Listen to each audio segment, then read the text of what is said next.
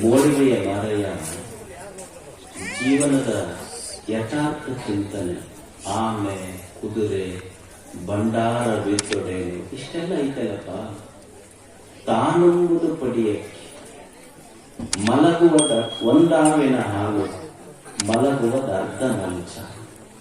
ಈಗ ನಾವು ಗದ್ದೆ ಐತಿ, ನಂದು 10 ಎಕರೆ ಗದ್ದೆ ಐತ್ರಿ. ವರ್ಷ 400-500 ಚೀಲ ನೆಲ್ ಬೆಳಿತೇನೆ. ಮನ್ಯಾಗ 500 ಚೀಲ ನೆಲ್ ನಿನ್ನ ಗೋಡಾವನ್ಯಾಗ ಹಚ್ಚಿದ್ರು ಏನ್ 500 ಕ್ವಿಂಟಲ್ ಒಣ್ಣೆ ಉಣಕೊಂಡು ಮುಟ್ಟಿಗೆನ ಉಣಬೇಕಲ್ಲ. 500 ಕ್ವಿಂಟಲ್ ಗೋಡಾವನ್ಯಾಗ ಇಟ್ಟಿರ್ಬೋದು, ಉಣದ್ ಮಾತ್ರ ಮುಟ್ಟಿಗೆನೇ ಅಲ್ಲ.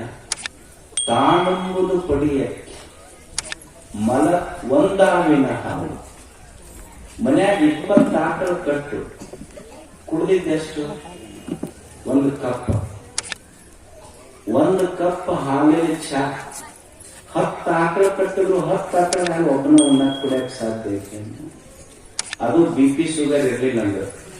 ಅಕಸ್ಮಾತ್ ಅದು ಇತ್ತಂದ್ರ ಈ ಪ್ಯಾಟ್ಯಾಗ ಒಂದ್ ಶಬ್ದ ಅಂತಾರೆ, ಬ್ಲ್ಯಾಕ್ ಟೀ ಕೊಡ್ರಿ ಅಂತಾರ. ನೀವು ಹಳ್ಯಾಗ ಡಿಕಾಷನ್ ಅಂತಿದ್ರಿಲ್ಲ, ಅವು ಸುಧಾರಿಸಿದವರು ಬ್ಲ್ಯಾಕ್ ಟೀ ಅಂತಾರ. ಅದಕ್ಕಷ್ಟ ಅಂದ್ರೆ ಸಾಹೇಬ್ರು ಬ್ಲ್ಯಾಕ್ ಟೀ ಕೊಡ್ರಿ ಅಂದ್ರು ಅಂದ್ರ ಸಂಸಾರ ಬಹಳ ತಲೆ ತಗೊಂಡ್ರ ಅಂತ ಹೇಳ್ಬೇಕು. ಬ್ಲ್ಯಾಕ್ ಟೀ ಕೊಡ್ರಿ ಅಂದ್ರ ಸಾಹೇಬ್ರು ಬಹಳ ತಗೊಂಡ್ರಂತಿಲ್ಲ, ಸಂಸಾರ ತಪ್ಪಿ ಸಾಕಷ್ಟು ಬಿಟ್ಟು. ಅದಕ್ಕೆ ಹೇಳಿ ನೀವು ಮೊದಲು ಅದನ್ನೇನು ಮುಟ್ಟಕ್ ಹೋಗ್ಬೇಡ, ಸುಮ್ ಕೂಡ್ಬೇಕಷ್ಟ, ಕೇಳ್ಬೇಕೆಲ್ಲ. ಅಂದ್ರ ಮನ್ಯಾಗ 20 ಆಕಳ ಕಟ್ಟಿದ್ರು ಸಹಿತ ಕುಡ್ದಿದ್ 1 ಕಪ್ ಹಾಲಲ್ಲ. 20 ಆಕಳ ಹಾಲು ಅಂದ್ರೆ ಕುಡ್ದಿ ಏನಪ್ಪ ನೀನು? ಮಲಗುವುದ ಅರ್ಧ ಮಂಚ. ಮನ್ಯಾಗ 4 ಬೆಡ್ರೂಮಿನ ಮನಿ ಕಟ್ಸ್ಯಾನ. ಮನ್ಯಾಗ 4 ಬೆಡ್ರೂಮಿನ ಮನಿ ಕಟ್ಸ, ಮತ್ತ 4 ಬೆಡ್ರೂಮ್ನಾಗ ಮಕ್ಕೊಳಕಾಗತ್ತ ನಿನಗೊಮ್ಮೆ? ಯಾವ್ದಾರ 1 ಬೆಡ್ರೂಮ್ನಾಗ ಮಕ್ಕೋಬೇಕು. ಅದು ಬೆಡ್ರೂಮ್ನಾಗ ಅರ್ಧ ಮಂಚ, ನಿನಗ ಅರ್ಧ ಮಂಚ, ನಿಮ್ಮ ಶ್ರೀಮತಿಯವರು ನಿಮ್ಮ ಅರ್ಧಾಂಗಿ ಅವ್ರಿಗೆ ಅರ್ಧ ಮಂಚ. ಅವ್ರಿಗೆ ಅರ್ಧಾಂಗಿ ಅಂತ ಯಾಕಂತಾರಂದ್ರೆ ನಿಮ್ ಜಗಳದಾಗ ಅರ್ಧಾಂಗಿನ ಹರ್ಕೊಂಡಿರ್ತಾರ ಅವ್ರು, ಅದಕ್ಕೆ ಅರ್ಧಾಂಗಿ ಅಂತಾರ ಅವ್ರು. ಮಲಗುವುದ ಅರ್ಧ ಮಂಚ, ನೀವು ಅರ್ಧ ಮಂಚದ ಮೇಲೆ ಮಕ್ಕೋಬೇಕು, ಅವ್ರ ಅರ್ಧ ಮಂಚದ.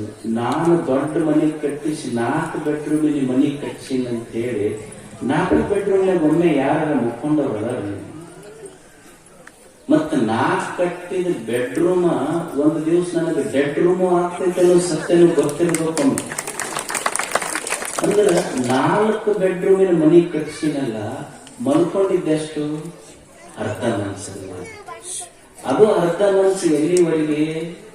ನಿನ್ನ ಮಕ್ಕಳು ಮದುವೆ ಆಗುವವರೆಗೆ. ಮಕ್ಕಳು ಮದುವೆ ಆಯ್ತು, ಅವ್ರ ಬೆಡ್ರೂಮ್ನಾಗ ಇದು ಪಡಸಾಲೆ ಆಗುತ್ತೆ. ಮತ್ತಿದು ಪಡಸಾಲೆಗೆ ಎಲ್ಲಿವರೆಗೆ?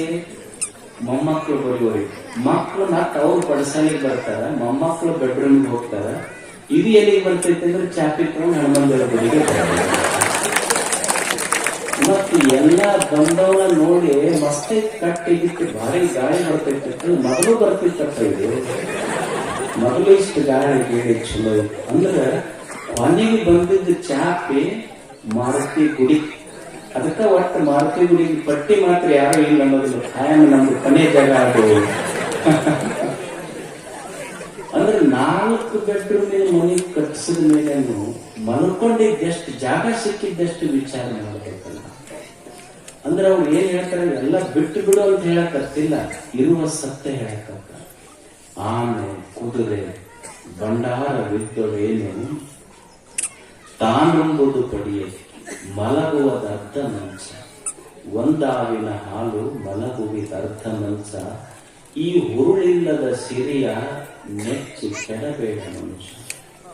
ಇದಕ್ಕೆ ಈ ಸಂಪತ್ತಿಗೆ ಹುರುಳಿಲ್ಲ ಅಂತ ಯಾಕಂದ್ರು? ಎಲ್ಲ ಉಂಡಿವಿ, ತಿಂದಿವಿ, ಮಾಡಿವಿ. ಯಾಕೆ ಹುರುಳಿಲ್ಲ ಅಂತಾರಂದ್ರ, ಈಗ ಒಂದು ಮನಿ ಸಲುವಾಗಿ ಅಣ್ಣ ತಮ್ಮ ಇಬ್ರು ಇಷ್ಟು ನ್ಯಾಯ ಆಡಿರಲ್ಲ. ನಾವೇನಂದ್ವಿ, ಈ ಮನೆ ಸಲುವಾಗಿ ನನ್ನ ಪ್ರಾಣ ಹೋಗ್ಲಿ ಬಿಡುದಿಲ್ಲ ಅಂತ. ಇಬ್ರು ಅಣ್ಣ ತಮ್ಮ ಒಂದೇ ತಾಯಿ ಹೊಟ್ಟೆ ಹುಟ್ಟಿ ಒಂದ ರೊಟ್ಟಿ ಹಂಚ್ಕೊಂಡು ಉಂಡು ಒಂದು ದಿವಸ ಇಂತ ಬಂತಲ್ಲ, ಒಂದು ಮನಿ ಅಲ್ಲ, ಕಂಪೌಂಡಿನ ಸಲುವಾಗಿ 2 ಫೀಟಿನ ಸಲುವಾಗಿ ಜಗಳ ಆಡ್ತಾರ. ಮತ್ ಎಷ್ಟು ಜಗಳ ಇರ್ತೈತೆ ಅಂದ್ರ ಮನಿ ಮಾರಾಕ್ ತಯಾರಾಗ್ತಾರ, ಕಂಪೌಂಡ್ ಜಾಗ ಉಳಿಬೇಕು ಅವ್ರು. ಕೋರ್ಟಿಗೆ, ಸುಪ್ರೀಂ ಕೋರ್ಟ್ ಮಟ್ಟ ಹೋಗಿ, ಮನಿ ಹೋಗ್ಲಿ, ಕಂಪೌಂಡ್